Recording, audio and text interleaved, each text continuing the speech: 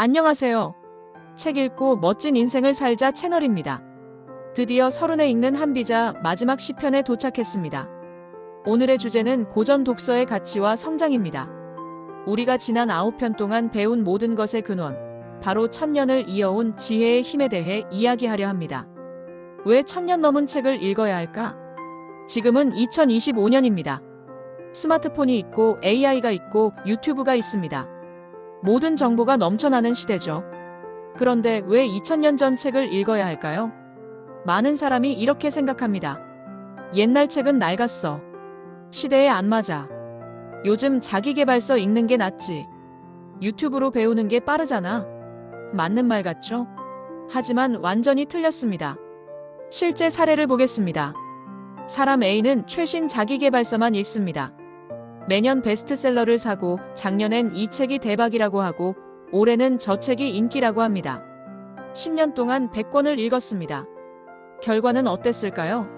뭔가 계속 부족합니다. 항상 새로운 것을 찾고 이번엔 이게 답이야. 아니네, 저게 답인가? 하며 정신없이 헤맵니다. 사람 B는 고전을 읽습니다. 한비자, 논어, 맹자를 천천히 읽습니다. 한 권을 1년 동안 읽기도 하고 곱씹으면서 읽습니다. 10년 후 어떻게 됐을까요? 중심이 잡혀 있습니다. 흔들리지 않습니다. 어떤 상황에서도 판단할 수 있습니다. 왜냐고요? 원리를 알기 때문입니다. 차이가 무엇일까요? A는 방법을 배웠습니다. 이렇게 해라, 저렇게 해라. 하지만 상황이 바뀌면 또 새로운 방법을 찾아야 합니다. B는 원리를 배웠습니다. 왜 그런지 알고 본질을 이해하며 어떤 상황에도 응용할 수 있습니다. 이것이 고전의 힘입니다. 첫 번째 가치, 인간 본성의 이해. 고전이 1000년을 넘어 살아남은 이유는 무엇일까요?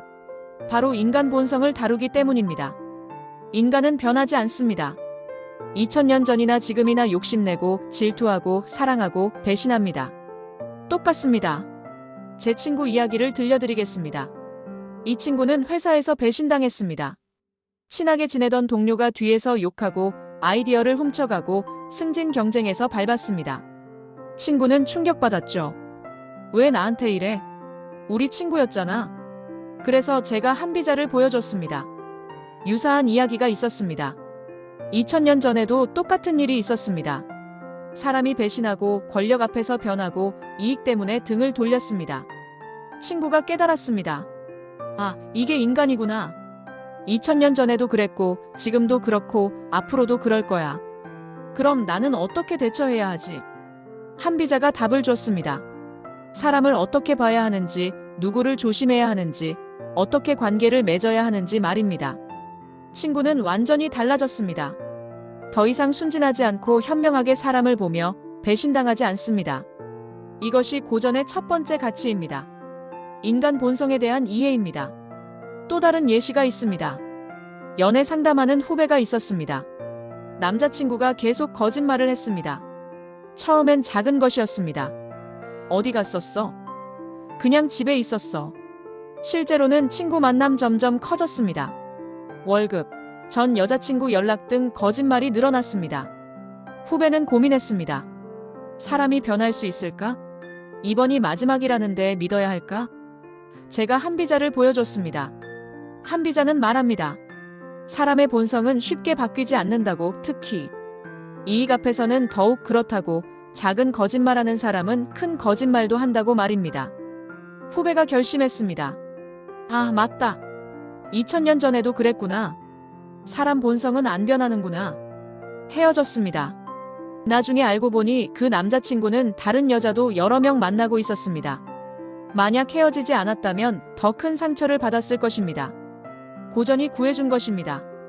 여러분, 사람 문제로 고민하시나요? 고전을 읽으세요. 2000년 전 사람들도 똑같은 고민을 했고 해답을 찾았습니다. 그것이 다 적혀 있습니다. 두 번째 가치, 사고력의 확장. 고전을 읽으면 머리가 좋아집니다. 진짜입니다. 왜냐고요? 고전은 쉽게 읽히지 않기 때문입니다. 한 문장을 읽으면 생각해야 합니다. 이게 무슨 뜻이지? 왜 이렇게 말했지? 지금 상황에 어떻게 적용하지? 이 과정이 두뇌를 훈련시킵니다. 제가 아는 선배 이야기입니다. 이분은 일을 잘하기로 유명합니다. 문제 해결 능력이 뛰어나고 어떤 위기가 와도 침착하게 해결하며 창의적인 아이디어도 많습니다. 비밀이 무엇이냐고 물었더니 고전 독서 덕분이라고 했습니다. 매일 30분씩 10년째 논어, 맹자, 한비자, 노자를 계속 읽는답니다. 처음엔 이해가 안 됐답니다. 무슨 소린지 모르겠고 어렵고 답답했습니다. 하지만 계속 읽었습니다. 1년, 2년, 3년이 지나자 생각하는 방식이 바뀌었답니다.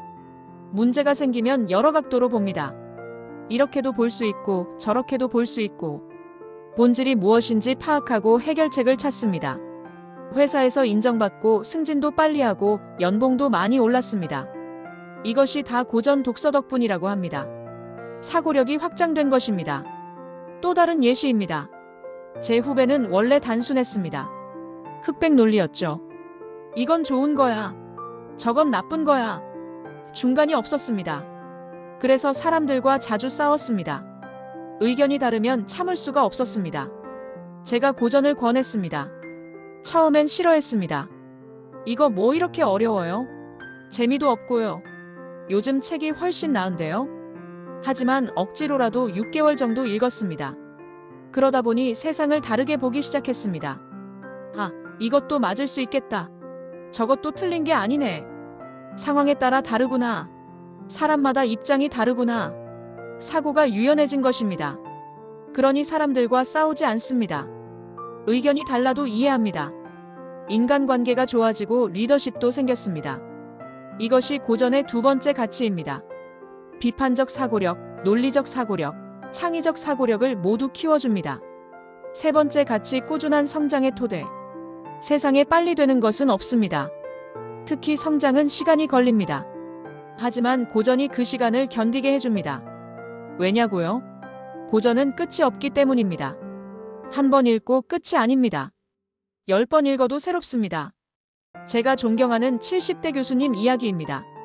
이분은 평생을 고전만 읽으셨습니다.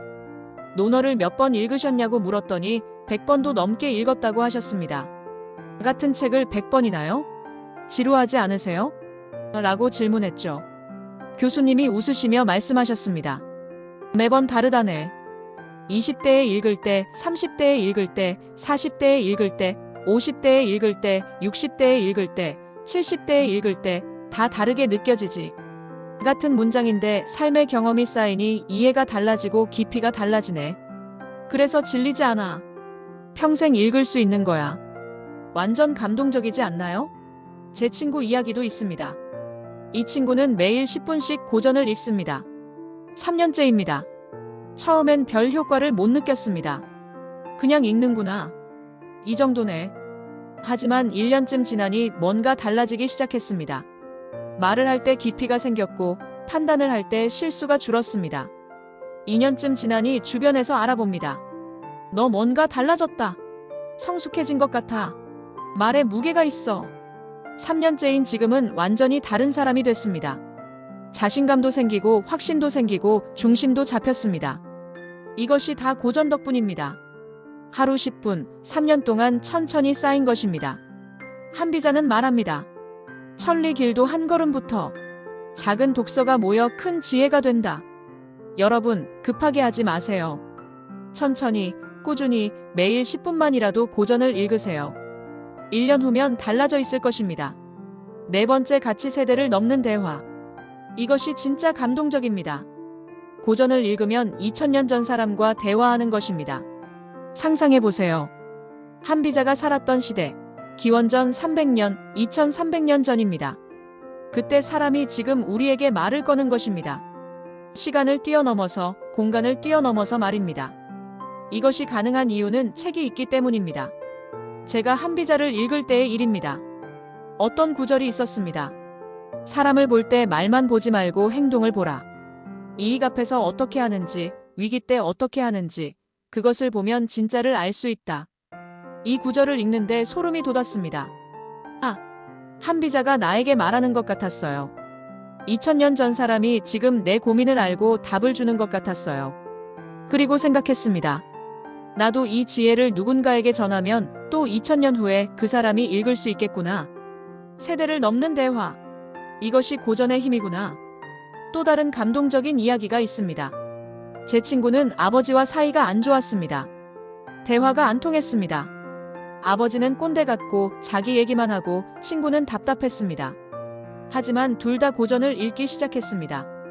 우연히요. 어느 날 집에서 만났는데 아버지가 논어를 읽고 계셨습니다. 친구도 논어를 읽고 있었습니다. 그래서 얘기가 시작됐습니다. 아버지, 이 부분 어떻게 생각하세요? 아버지가 대답하셨습니다. 자기 경험을 나누시면서요. 친구도 자기 생각을 말했습니다. 그날부터 달라졌습니다. 고전을 통해 대화가 됐습니다. 세대 차이를 넘어서 아버지의 경험과 친구의 생각이 고전이라는 공통 언어로 만났습니다. 지금은 사이가 정말 좋답니다. 이것이 고전의 네 번째 가치입니다. 세대를 잇는 달이 시간을 넘는 지혜입니다. 어떻게 읽어야 할까? 고전의 가치는 알겠죠? 하지만 질문이 생깁니다. 어떻게 읽어야 하나요? 너무 어려운데요? 어디서부터 시작하죠? 걱정 마세요. 실전 방법을 알려드리겠습니다. 첫 번째, 작게 시작하기. 처음부터 크게 하지 마세요. 하루 10분, 딱 10분만 읽으세요. 한 페이지도 괜찮습니다. 중요한 것은 꾸준함입니다. 두 번째, 이해 안 돼도 괜찮아. 완벽하게 이해하려 하지 마세요. 그냥 읽으세요. 한 번에 안 되면 2번 읽으면 됩니다. 10번 읽으면 되고요. 세 번째, 삶과 연결하기. 책만 읽지 마세요. 내 삶과 연결해 보세요. 이 구절이 내 상황에 어떻게 적용될까? 오늘 겪은 일에 어떤 의미일까? 네 번째, 메모하기. 중요한 부분에 밑줄을 그으세요. 메모하세요. 나중에 다시 보면 다르게 느껴집니다. 다섯 번째, 나누기. 혼자만 읽지 마세요. 친구와 얘기해 보세요. 같이 읽는 모임도 좋습니다. 나누면 더 깊어집니다. 책 읽고 멋진 인생 삽시다. 천년의 지혜는 하루아침에 이루어지지 않는다. 하지만 매일 10분의 독서가 당신의 인생을 바꿀 것이다. 구독, 좋아요, 알림 설정 여러분의 성장을 응원합니다. 책 읽고 멋진 인생을 삽시다.